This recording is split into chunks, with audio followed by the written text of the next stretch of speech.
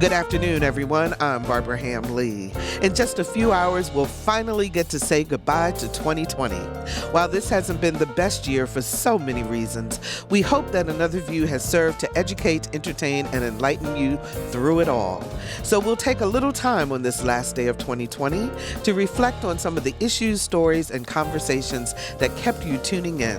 Whether it's health, politics, or how we relate to one another, we've brought you the conversations that capture how these issues are viewed in the Black community. By hearing and sharing Another View, we hope to increase understanding and narrow the racial divide. When we come back, we'll bring you segments from some of this year's most popular Another View shows. So sit back and enjoy the best of Another View 2020 right after this news from NPR.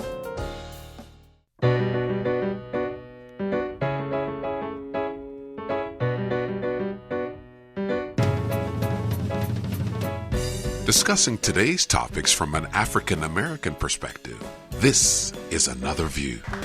Good afternoon, everyone, and welcome to Another View. I'm Barbara Ham Lee. The coronavirus pandemic dominated the news in 2020 and subsequently was a large part of many Another View conversations. Throughout the year, we made it a point to remind you to wear a mask and stay socially distant. Back in October, you might remember that after the president was treated for coronavirus, he tweeted, "Don't be afraid of COVID. Don't let it dominate your life. I feel much better than I did 20 years ago." Well, the president's treatment is much different from what the average American citizen receives, and we felt one particular show really drove home the message of why it is so important to stay safe. This was the story of coronavirus survivor Janice Langley. The Eastern Shore native spent 21 days on a ventilator after contracting COVID-19.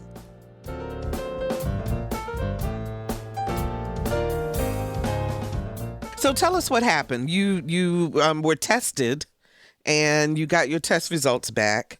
And what did they say, and then what happened after that?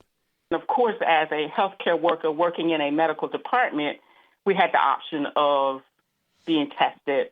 And I was tested on a Monday, and results came back to me on that Wednesday, and the provider said, you've tested positive for COVID-19. And of course, I couldn't remain at the workplace. I had to go home to quarantine for the 14 days. Mm-hmm. Within that time frame of leaving on a Wednesday afternoon, between Wednesday afternoon and the wee hours of Friday morning, I became critically ill with the virus. Well, so when you found out that you had tested positive, were you afraid? No, I wasn't, because I didn't have any symptoms. I had no fever at that time. I felt fine. I went about my daily activities until that Wednesday I got the results. And of course, even on that Wednesday, I had no symptoms of COVID-19. So pretty quickly, you became ill. Can you describe to us what happened to you? Yes. I came home on that Wednesday, and that Thursday morning, I felt a little warm, and I thought, well, let me just take my temperature. And of course, at that time, it was like 99.5, and I thought, that's unusual for me, because someone who normally has a body temperature of 97, to me, that was a little bit concerning. So as the evening went on, I continuously checked my temperature, and of course, at one point, my temperature was extremely high. It was over 101.5. And I started to feel really bad. One thing I noticed was I could not smell, and I had no taste. So having the knowledge that these were some of the symptoms that accompanied the COVID-19 diagnosis, I thought, well, I need to go somewhere. I started to feel really bad really quickly, and I went to the emergency room. And of course, when I told them I had tested positive and they checked my temperature and my temperature was elevated even more, then, of course, they decided to take me back to the evaluation room to do more tests. And you discovered at that point they did admit you, but you continued to get worse. They admitted me, and what's interesting is my memory from the time I walked into the emergency room until the time I woke up in the ICU, I don't remember any of that activity. I've gotten the information from my provider, who is a pulmonologist and cared for me while I was in the hospital. I don't remember much. I remember them saying, we're going to keep you. So I was admitted to a regular floor at the time, a medical surgical floor, and somewhere between the time I was admitted and a day later, my respiratory effort was at zero, pretty much. So you could not breathe. I could not breathe. So the provider decided to admit me to the intensive care unit and to intubate me. Anesthesia came up and actually intubated me. And that simply means they actually inserted a tube so that I could get oxygen down into my lungs because I could not breathe on my own, basically. And you had to be intubated twice. I had to be intubated twice. They attempted to take me off the ventilator the first time, and my respiratory effort was so bad that they had to re-intubate me.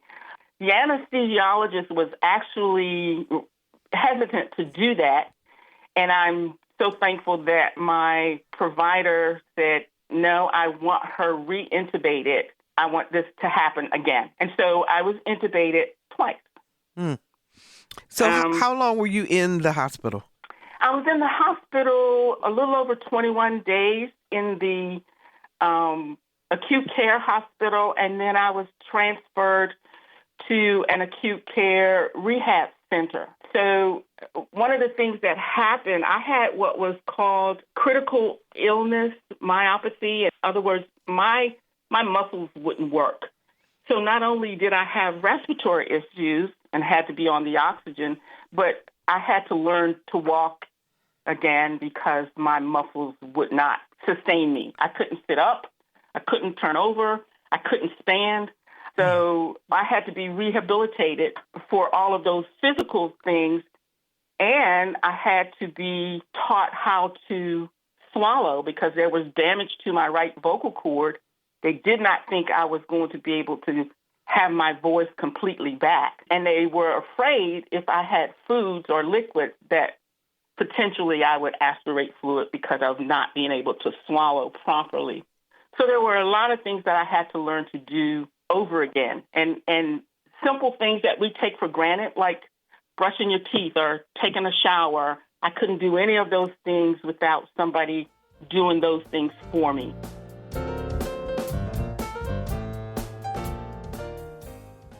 In addition to the pandemic and the toll the coronavirus has taken on the African American community, 2020 was also an election year. Helping lead several discussions throughout this unusual year was Dr. Eric Claville with his award-winning Claville Report. After the votes were cast in November, he was joined by relationship expert Alvian Lyons, who provided us with sound advice on overcoming post-election anxiety. The reason why I said what I said in my predictions is that there's a silent minority who is a silent majority of Republican and white voters that really believe in the policies and the rhetoric of the president, but because of the toxicity of who he is, of his language, how he carries himself, they don't want to be associated with him because it carries a negative connotation in society. So there are a lot of people, and keep in mind, these states, these battleground states, are only separated by less than 1% of the population of voting. And keep in mind, we've had a record number of voting in all of these states and registering people to vote, a record number of voting of individuals who haven't voted before. Okay? Mm-hmm. So what this election is showing, win or lose, Donald Trump was good for America because it forced us to look ourselves in the mirror and expose who we really are. The question now is, what will we do? Well, that was going to be my next question. I mean, if we really look at where this country is right now, based on what we're seeing, the divide is even greater than I had anticipated. This seems and feels like it is so much deeper. Well, see, here's the thing, and this goes back to understanding your electorate, right? See, even when we look at, if we look at Florida by itself, the Hispanic vote had everything to do with why Donald Trump performed as well as he did. Okay, so, but when we think Hispanic too often in the United States, we think of Hispanic as a monolith. But the Hispanic population is Mexican, Cuban, Puerto Rican, Spain, Spanish, Guatemalan, El Salvadorian, like some of my family from Colombia, like there are so many facets that make up what it means, which also adds to the fact that for Hispanics who came out of, and we're going to use that bad S word, the socialism word, for Hispanics who came out of a socialist society in order to try to get to a more profitable life with the opportunity for upward mobility. The Democratic platform, when you hear somebody say democratic socialism, they don't hear it the way that Americans might hear that. American Democrats may hear that. They hear socialism that they just escaped. And the last thing they want is to leave something to come right back to that very same thing. So the Cuban population represented a significant portion of the Hispanic population that supported Donald Trump in Florida. So we have to understand that the needs of the culture, of the various cultures and demographics are different, not to mention that even in the African American community, West Indians, and everybody knows I'm a West Indian, what we talk about in our families about what we want for the African American agenda is not the same agenda that you would hear sometimes when you're talking to African Americans. We're actually not thinking about criminal justice reform.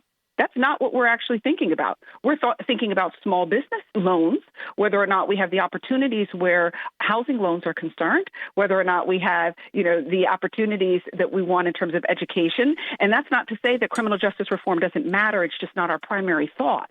So when we're voting, we vote with our values first. And Donald Trump actually picked up a larger representation of African-American voters who were conservative, morally conservative voters, and a larger representation of African-American women that nobody thought would be going to that side. So I say all of those things to say that when we keep looking at these elections from a monolithic perspective, we're going to keep missing what's really happening.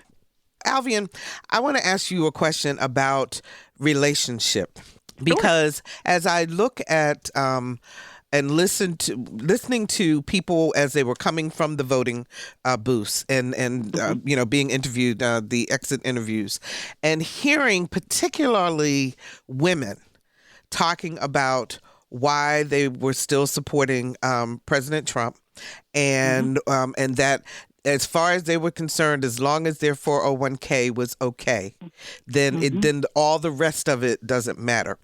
How do you navigate relationship between two people who may not feel, two women in particular I'm talking about now, who may see things differently in terms of whether the 401k is what's supposed to be the big kahuna, or whether being treated respectfully and not being relegated to the kitchen and the bedroom and and all of that Trump people who follow President Trump seem to believe. So how do you navigate that relationship if you're having conversation with someone like that? So what I've discovered is that it's kind of like talking to somebody about their own children, that the way that you're going to have this conversation has to begin with the knowingness that this person feels deeply connected to the next person you're going to have a conversation about. And it's not just politics for them. It is often deeply personal. And we have to try not to be offended by how personal it is for that human, so that it does not have to become contentious between us, that we have very different perspectives about the same individual. The pandemic, massive unemployment, and racial unrest with the murder of George Floyd has caused some Christians to question their faith and ask the question, where is God in all of this? This is not a new question, and actually follows an emerging trend in the African American community, that perhaps Christianity is not the right religion for Black people, that the Bible speaks more to slavery and subservience than liberation and empowerment.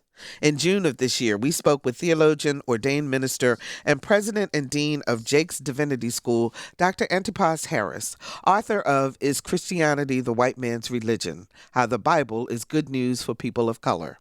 Dr. Harris talked candidly about the perception that Christianity is detached from matters of justice, identity, and culture. He also explored the ways in which American evangelism may have incubated the race problem.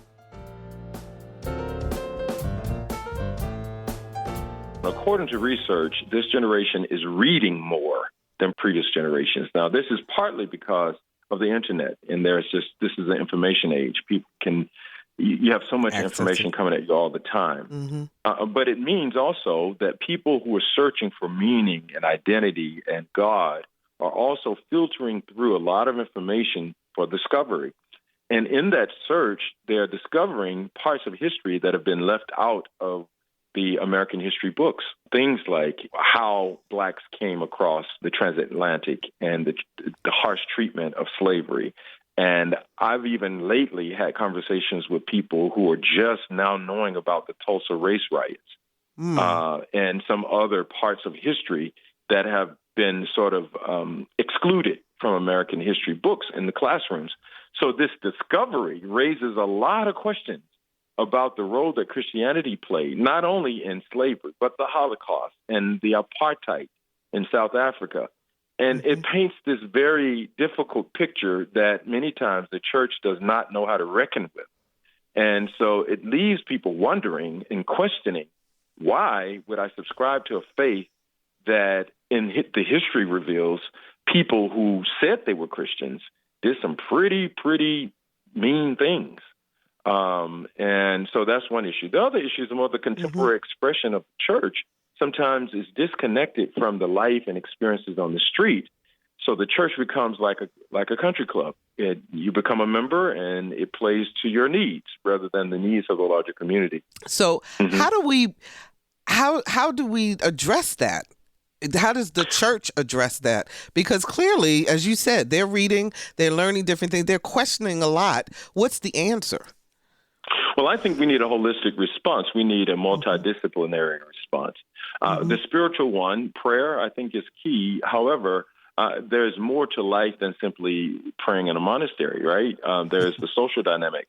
What we have here in America is a social construct that was built 400 years ago, and systems were built on top of that to sustain that construct that is a racist construct. The whole concept of race is unintelligible. We can't even define what race is if we press hard to try to define it the way that we use it, the term these days or throughout American history. It was the assumption that black people were not human. And so while we don't say that out loud, we keep that language we keep that ideological framework in our language by saying things like, you are of that race, the white race, and I'm of the black race. We need to problematize the language, number one, because it's built on a social construct that is detrimental to the present, the past, and the future. So one of the things we need to do is not just problematize the language, but we also need to address the social structures that were set in place that demean black people and people of color in general. Because, and I say people of color in general, because what we see on the borders with the undocumented immigrants and the dreamers is it's the ramifications of a superstructure that were put in place to make black people not human. So now you have the brown people who are inheriting some of that social debacle as well. But the root is this issue of racism that was initially an indictment on the humanity of black people. And what's sad about that was that religion sanctioned it. Yeah. Because colonization and racism are two sides of the same coin. And when the colonizers went to Africa and the merchants sort of ripped the valuables from the African soil to bring to the New World, to start a new world, they told them that they were cursed and that they have redemption through baptism and through the exploration of the new land. And that way they use religion, God, guns, all right? God, guns in the Bible, to bring people to this country or to the New World to develop this country. But the framework, the social framework that set this country in motion was a racist one. And the systems, and we're talking about systems, police system, the education system, going down the list of systems, they were set in motion to uphold whites and to keep blacks down. And the best we've gotten over the years is try to prop it up and try to change it a little bit. But what we really need is a deconstruction of all of it and reconstructing under a new premise. So I guess that they're questioning also then, if knowing that that's how Christianity was used in order to control a group of people, why then does a group of people even buy into it? You know? Well, the group of people didn't really buy into it. They were powerless socially. That's why I'm saying it can't just be a spiritual discussion. It's a social discussion as well. They were powerless politically and socially. And so they didn't necessarily buy into it. For the most part, they started their own churches. That's how we got the quote unquote black church, because they didn't buy into it. They just they learned about a God who was separate than the God of the oppressor. And so what's happening now, though, is that the young people on the street are saying, yeah, you started the black church, but you're still using their God. Right. And I guess that's the point I was trying to get to is trying to understand then if this is the religion of the oppressor, and the oppressed take it to make it their own, you posit in your book that the Bible supports that, and that it in fact is not the white man's religion. Am I correct in that? That's right. So what I'm saying is that they debunked the white man's expression of Christianity, and what I'm arguing for against the contemporary argument that they took the white man's God, I'm simply saying no. They returned to the first century and rediscovered who the biblical God was. And I'm arguing that the biblical God is not the God of the oppressor, and that what we have there is a hijacking of the biblical God and using it in a very, very, very heinous way, a terrible expression or usage of it's a hijacking of the biblical God to use to arbitrate oppression. And I'm saying, no, let's go back to the biblical God and rediscover that the God of the Bible is a God of liberation, not of oppression. That's the point. Absolutely. Because I wanted to get to that whole idea of liberation, because, you know, there's so many times when the Bible is used as a means of being passive, but that's not really what was happening in the Bible. That's right. And there are multiple things that I think we've been misguided about. I'm pleasantly surprised when I tell people that the writer of the first synoptic gospel was from Africa. Mark, the book of Mark, was written by John Mark. John Mark was from Karini, which is in Africa. He was an African. When you look through it, someone asked me, was Obed-Edom in the Bible black? And I said, well, let me just say this. The problem is the question, because you're presupposing that if Obed-Edom was black, wow. And that's a wow amidst an assumption that the rest of the people in the Bible were white. I said, so that in itself is problematic, because the people of the Bible were people of color. All of them. About 95% of the people in the Bible were people of color. That means some were from Africa and some were from the Middle East. In those days, it was considered, especially in the Old Testament, Afro-Asiatic context. We didn't have a colonized world in the way that we have it now. So they didn't think the separations the way we think of the separations today. In terms of boundaries, of national boundaries and continental boundaries. But the region was an Afro-Asiatic context, and all of the people were people of color.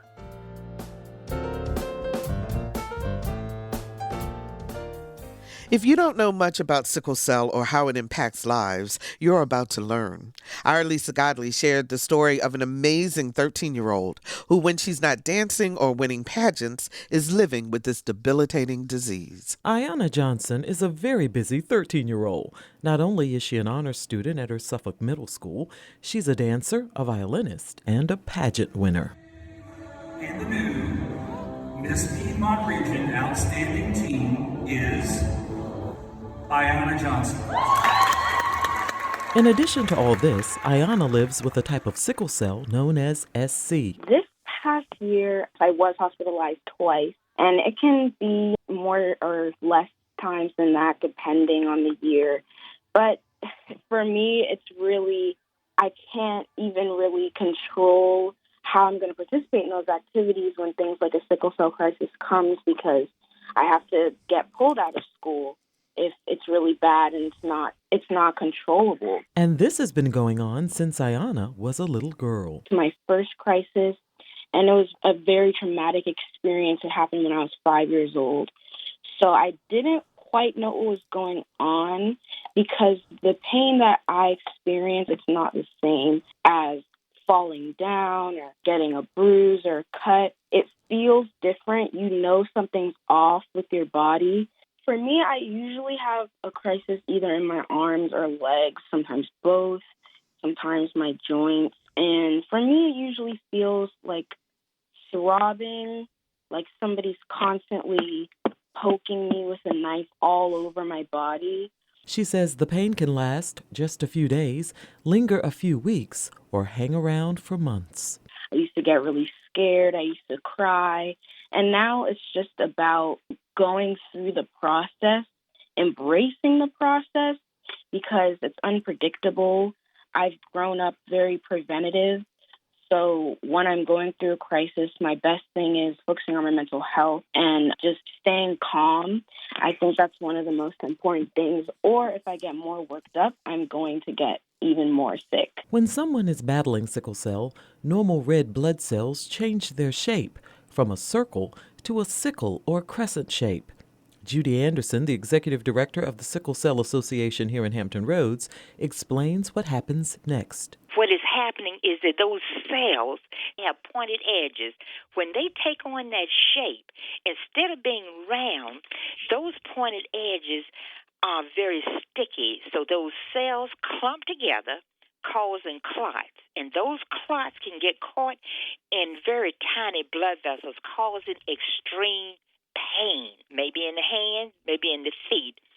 But it can sickle every part of the body. In an effort to bring awareness to sickle cell, next weekend, the sickle cell warriors who've passed away and those still battling the disease will be remembered with more than 200 named luminaries on the grounds of Fort Monroe. But because of social distancing, instead of inviting people out, the event will be recorded and shared on social media. Sickle cell affects about 100,000 Americans and is present in 1 out of every 365 African Americans. While symptoms and treatments vary from person to person, there is no cure. And the reason Ayana Johnson has made it her mission to not only bring awareness to the disease, but uplift and empower those battling it. So I just want people living with sickle cell to keep busy and do something that they enjoy, and don't just be in sick mode. Try to get out of that and find something that you are passionate about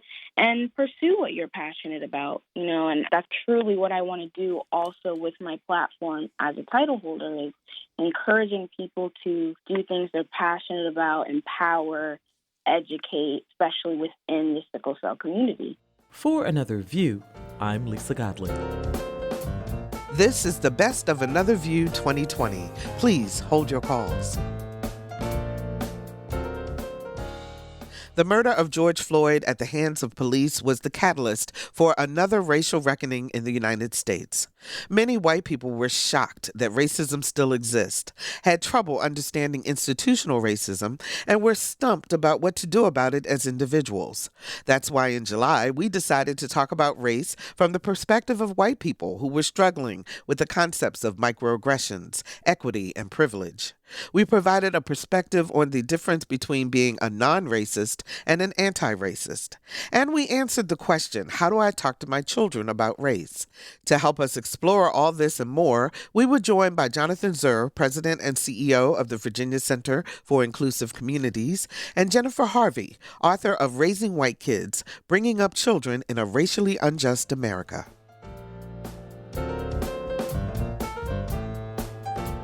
Jonathan, why don't we start with you? I think, Barbara, that some folks are really taught and socialized, especially, I think, white people, that racism is a series of acts by individual bad people. And so if that's what we've been taught, then what we see is if I don't call someone a mean name, if I'm not actively, consciously engaging in discriminatory behavior, then I can think naively that I wasn't benefiting from or contributing to racism. And yet I think that one of the light bulb moments for white people is to understand that even if I am a good person, I can still be contributing to or benefiting from a system that grants advantage or privilege based on race. And so that's, I think, the big shift is folks have said, maybe I saw slurs here or there. I didn't contribute to them. I challenged them occasionally, but I was not aware of how this shows up in as systemic a way as a white person. Certainly our peers, our neighbors, our coworkers of color, we're seeing it and experiencing it all along. I have to tell you guys, I really looked forward to this conversation and am enjoying this conversation because I get a chance to ask you some of the questions that people ask me. And from my perspective as an African American, sometimes they don't hear the response. And I'm hoping that by having the two of you, which if you haven't figured out by now, audience, Jonathan and Jennifer are not African American.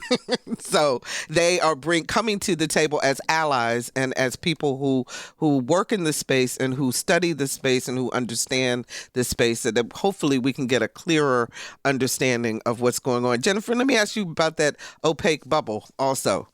I certainly agree with Jonathan that there's this sort of disconnect for many white Americans between individual sort of behaviors and systemic structures that even a failure to engage helps perpetuate. In addition, I think we kind of choose ignorance. And so what I mean by that is that most white Americans don't, for example, read and prioritize Black and brown journalists, Black and brown writers, engaging Black and brown media, even after a moment like Ferguson or, after all the other killings that have happened since 2014. For a moment, white Americans might kind of wake up a little bit, but then we go back to sort of business as usual because we don't prioritize justice work if you're a white American, because just engaging in mainstream day-to-day anything is to engage in whiteness. And so there's kind of a ignorance that we don't even know we're choosing, but we've got to recognize, we've got to actively choose against the insulation and ignorance that just sort of comes our way if we just sort of do business as usual in white Americans when you're, kind of systemically located, quote unquote, on top. Yeah. And that leads me to a question I have, because everybody is saying, or a lot of people are saying, that this time it feels different. And this time it's going to make a difference. The conversation in the African American community is perhaps, but we're watching, because the tendency is for everybody to get all riled up with the protests and with everything that's going on. And then when they get tired, they go right back to the same old thing. Is it different this time from your perspective, Jennifer?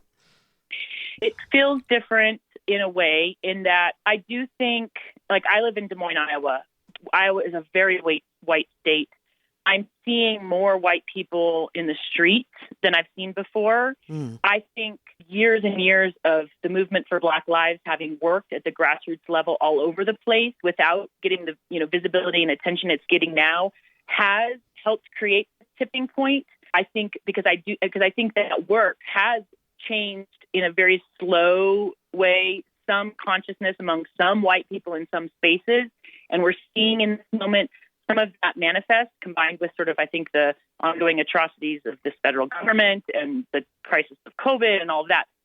Having said that, I have no illusions about how much staying power white people have. And so I think those of us who are really committed to this work, especially those of us who are white, committed humans, really have an obligation to keep sort of looking around who's showing up right now and how do I make sure I help them stay showing up, because like at Des Moines, Iowa, police are getting more and more brutal right now. The more white folks tend to kind of drift away from the leadership that Black and brown youth are showing in the city right now. And so it's just this moment, I don't know what's going to happen. I do think something's different, but it doesn't necessarily mean we're going to, accomplish what needs to be done. So we've got to keep the white folks engaged. Okay. Jonathan, is it different? What do you think from your perspective? It feels different in the moment, but I would agree that I'm cautious. There have been some conversations that I've had in the last 5-6 weeks that that I haven't had in 11 years of being in my role at the Virginia Center for Inclusive Communities. I had a head of a local bank reach out last Friday and say, I want to partner with you on a 3-year engagement to really think about culture change. That's never been a request. Usually my colleagues and I are the ones who are having to say, well, we need to do more than a 90-minute workshop. How do we turn this into a sustained commitment? And so I think that's an opportunity. I also think one of the things that right now is an opportunity, but also a challenge is it is easy to look at the video of the killing of George Floyd and say that is an awful thing. And as a white person, I am standing against that. Mm-hmm. When the mirror starts to be held up to me and my behavior, certainly not as egregious as what we saw in Minneapolis, but that might be contributing to benefiting from a system of privilege and advantage, that's when it's going to get much harder. And so I haven't seen that fully show up. And I think that's where white folks having to really look in the mirror and say, what am I doing? What am I committed to changing? What might I have to give up in terms of my sense of self, but also tangibly? That's where I think we're going to have some more pushback.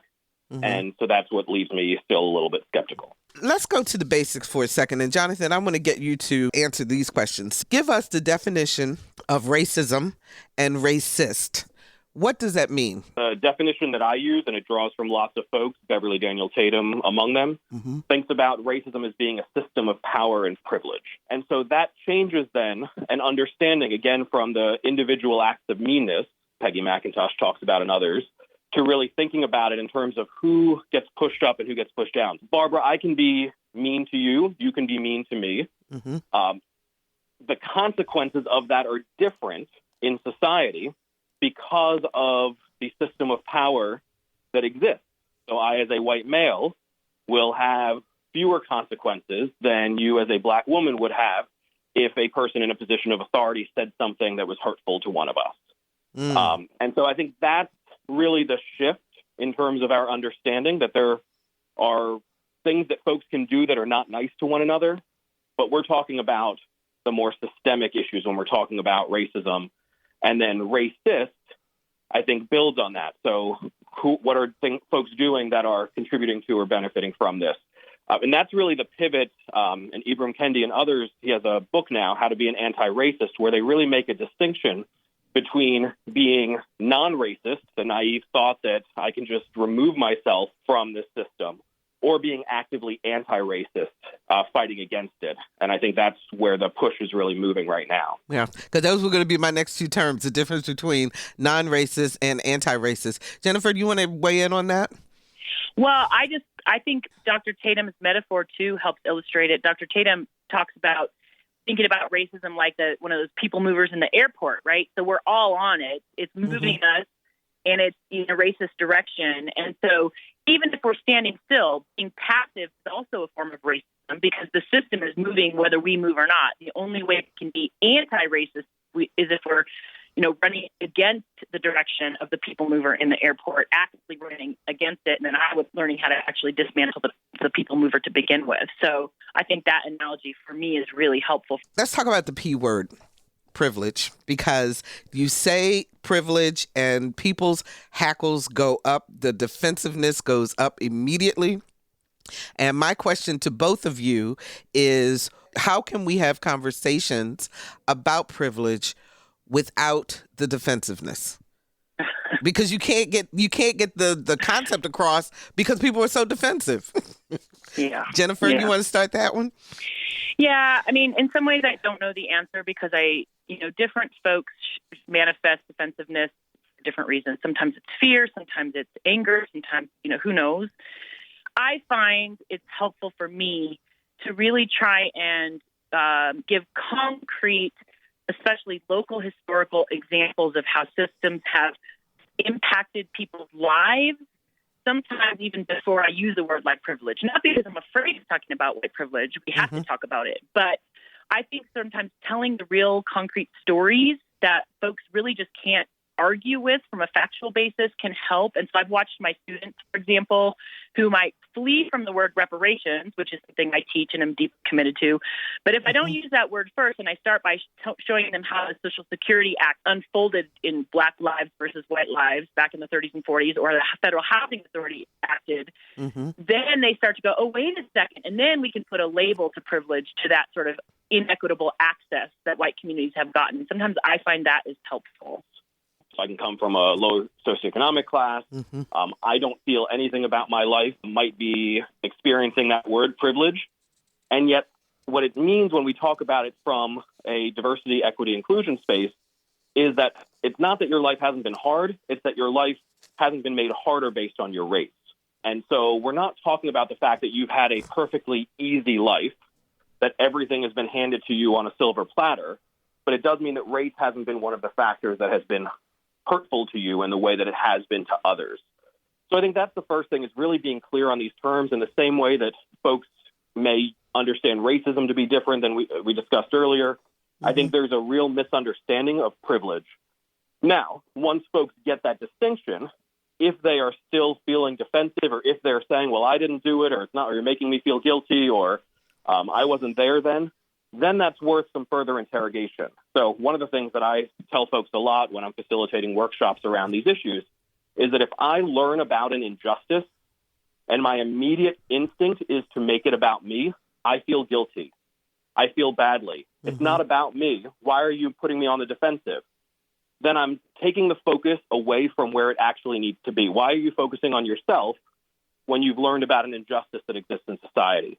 And so that in and of itself is an example of having privilege, of being able to deflect, to get defensive, to feel guilty, rather than to actually do the work of understanding it and fighting against it. In August of this year, Another View producer Lisa Godley gave us an up-close look at how federal, state, and local governments deliberately segregated the races with a systemic zoning practice called redlining. Today, this now outlawed system of racist laws and policies has resulted in a wealth gap that leaves the average white family with a net worth nearly 10 times greater than the average black family.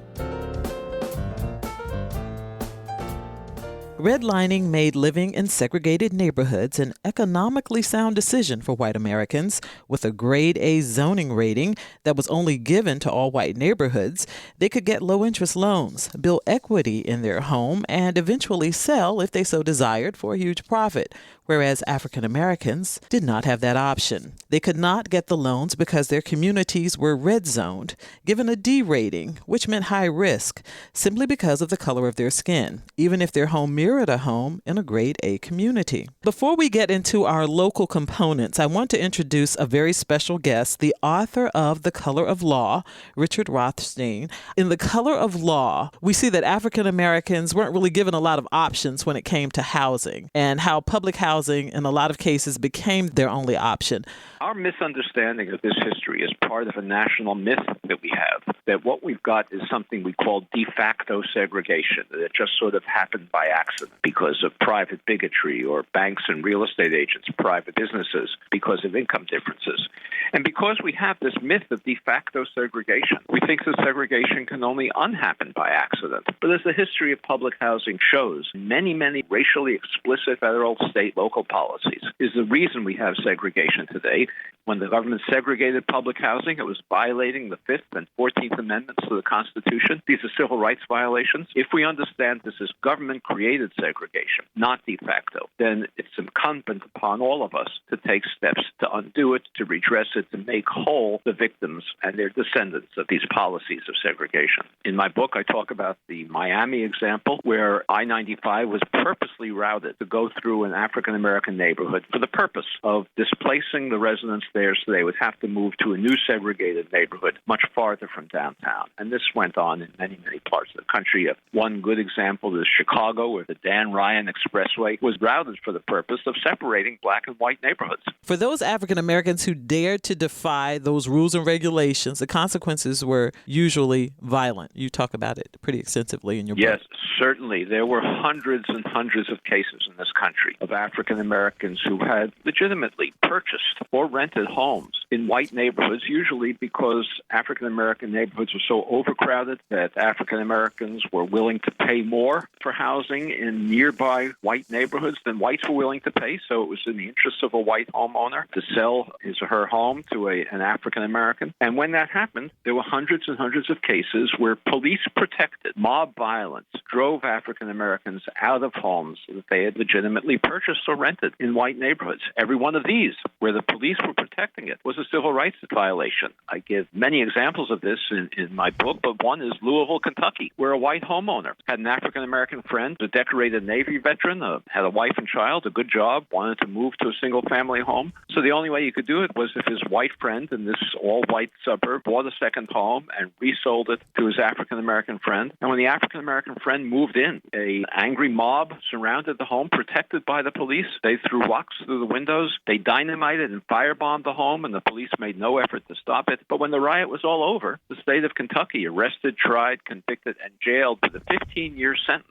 the white homeowner for sedition. This is not de facto segregation. This is state-sponsored, state-organized violence designed to ensure that African Americans and whites could not live near one another. Throughout the country, there were these examples of police-protected, sometimes even police-organized, mob violence to drive African Americans out of their homes in predominantly white neighborhoods. We have Dr. Johnny Finn, Associate Professor of Geography at Christopher Newport University. Johnny, a lot has happened over the last couple of decades. If you can afford it, you can live just about anywhere you want to live. But the racial geography here, especially right here in Hampton Roads, looks a lot like the redlining maps of the 1930s and 1940s. Why is that? Right. The racial map or the racial geography of Norfolk and indeed of all of Hampton Roads today really tightly resembles the 1940 so-called redlining map that was produced for this region in Norfolk, Portsmouth, Hampton, and Newport News. And a lot of that reason simply has to do with the biggest thing that racially segregated housing created, which is a massive racial wealth gap today. Recent data from the Federal Reserve for 2016 shows that the median white family income in the U.S. is about $171,000, whereas median black family wealth in the U.S. is only $17,000. So it's a 90% wealth gap between a median white family and a median black family. And that's the result of the cumulative effect of white families having their wealth through housing protected across nearly a century of racist housing policies, and not only having black families prohibited from accumulating that wealth through housing, but as you just heard Dr. Rothstein explain, having that wealth actively removed from them. We saw the race massacre in Tulsa was about taking away black wealth. We see this through housing. And what's really important is wealth is cumulative over an individual's lifetime, and wealth is also cumulative generationally. And so what we're seeing today is the cumulative generational impact in terms of racial wealth gap that's built on the back of nearly a century of racist housing policies. Well, the Federal Policy Manual not only said that the federal government couldn't insure bank loans of developers who would build developments that would sell to African Americans. The manual even said that you couldn't insure a bank loan to a developer who was going to build an all-white development that was located near where African Americans were living, because, in the words of the Federal Policy Manual, that would run the risk of infiltration by inharmonious racial groups. That was explicit language in the Federal Policy Manual. As I said earlier, this notion of de facto segregation is utter nonsense. We have segregation today because of explicit federal white flight policies and other policies designed to ensure segregation. The Black National Anthem, also known as Lift Every Voice and Sing, has been arranged numerous times by dozens of composers. But when James Cockeram took it on, this multifaceted musician decided he wanted to take listeners on a journey from the old world to the new. And he shared his thoughts with our Lisa Godley back in January as the Virginia Symphony Orchestra prepared to play his version of the song in the Songs for a Dreamer celebration. Lift every voice and sing till earth and heaven ring. These powerful words tell the story of a people used, mistreated, and abused for almost 250 years. A people who, once freed, would battle legalized racial segregation for another 100 years. The words depicting their struggle for their basic human rights started out as a poem written by James Weldon Johnson. And by 1919, the NAACP would name Lift Every Voice and Sing the Negro National Anthem.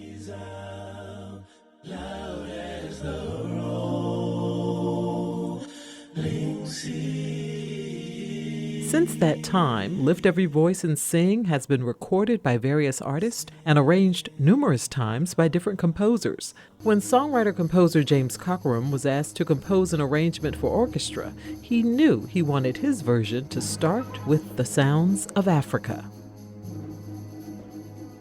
Imagine the sounds of percussive instruments being heard from a distance while standing in the middle of a forest. Drums and a tambourine play a 12/8 African rhythm. That distant rhythm repeats itself over and over again, but it is quiet at the top of the mountain. Listen. The low hum of strings can now be heard like a sound from the earth in rotation. The sounds grow louder as woodwinds mimic birds singing. The melodies are the same ones heard when windows are opened in springtime. The beautiful scenery of Africa is seamless and endless, but there are more chapters in this history book. Cockeram says what he envisioned next was the ship that brought our ancestors to America. He says it wasn't a pleasant journey, and the music would need to reflect that. Chained together, they are on a ship where urinating, defecating, eating and drinking all take place in the same small space. Crying, angry outbursts, and pleas for help in many different languages are heard and understood. Soon, they will be sold as slaves. Cockeram introduces a string quartet to indicate the arrival of the first Africans in 1619. And to symbolize decades and then centuries passing, he incorporates a blues and jazz line, showcasing the creation of new music styles. What took you from writing to arranging songs that had been written by other composers? Growing up, we couldn't afford piano lessons. I borrowed my cousin's John Townsend Easy Step books and taught myself to play piano. It's just been a learning experience. And I can remember at my third album, I let my former high school band director, Dr. Graham, listen to it, and he was saying, "Boy, what is this?" He said, "The way you structured these chords, I could never write anything like that. My teaching would not allow me to do this." I said, "What? Should I change it?" He said, "No, don't change anything. It's great." So he's been an inspiration to me to keep writing. 6 albums, 4 CDs, and 4 musical stage productions later, James Cockeram's composing skills remain in high demand.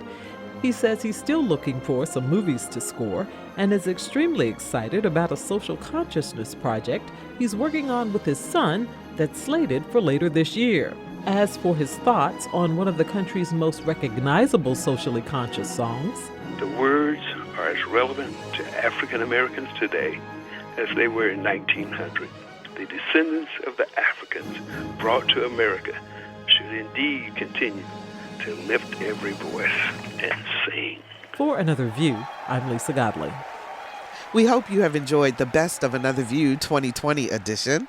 To all of the wonderful people who share their insight and talents with us each week, and to you, our listeners, thank you so much. On behalf of producer Lisa Godley, audio engineer Todd Watchburn, phone manager Dr. Barry Graham, we'd like to wish all of you a wonderful and safe new year.